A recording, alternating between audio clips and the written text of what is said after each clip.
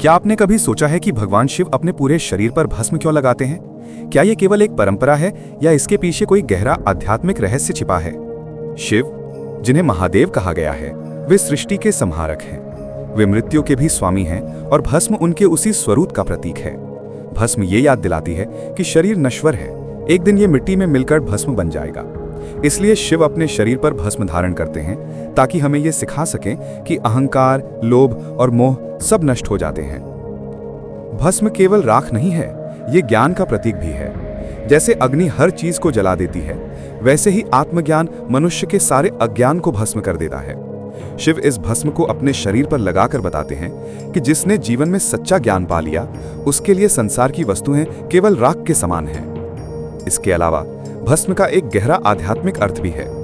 भस्म शरीर की ऊर्जा को नियंत्रित करती है और इसे शरीर पर लगाने से नकारात्मक शक्तियां दूर रहती हैं। शिव तंत्र के अनुसार भस्म शरीर के अंदर स्थित प्राण ऊर्जा को स्थिर रखती है और ध्यान को गहराई प्रदान करती है। कहा जाता है कि शिव शमशान में रहते हैं, जहां हर पल जीवन और मृत्यु का संगम होता है। शमशान की भस्म इस सच्चाई की याद दिलाती है कि जन्म और मृत्यु दोनों एक ही चक्र का हिस्सा हैं। जो इस सत्य को स्वीकार कर लेता है, वो भय, दुख और मोह से मुक्त हो जाता है। इसलिए जब शिव अपने शरीर पर भस्म लगाते हैं, तो वे संसार को ये संदेश देते हैं कि जीवन क्षणभंगुर है, पर आत्मा अमर है। भस्म हमें ये याद दिलाती है कि सब कुछ नष्ट हो जाएगा, पर ईश्वर से जुड़ी चेतना सदा अमर रहेगी।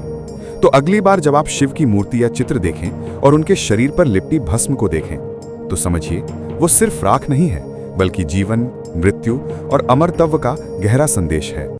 ओम। भस्म से भस्म तक का यही सत्य है और शिव उसी सत्य का प्रतीक हैं।